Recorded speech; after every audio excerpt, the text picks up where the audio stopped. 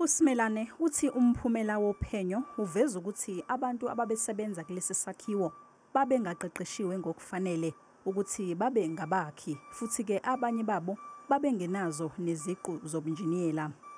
The George municipality approved the plans when the construction was already underway. This means the work on site started before approvals were finalized.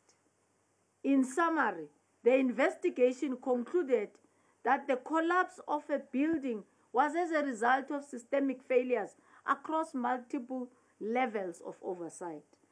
Uthi bonke abathintekayo bazothweswa amacala. The outcome of the investigation has also made recommendations that implicated officials to be held accountable for their actions. USimelane uthi umthetho obhekele ukwakhiwa kwezindlu, iHousing Consumer Protection Act, uphoqa umkhandlu obhekele abakhi, iNational Home Builders Registration Council, ukuthi ube nohlu lwabantu abakha izindlu futhi kumele babe ngabakufundele lokhu. The home builders and developers will be required to undergo more stringent training and grading before being registered with the NHBRC.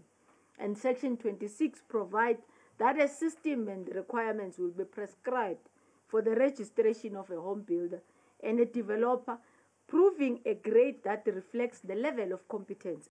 Uphenyo lusaqhubeka.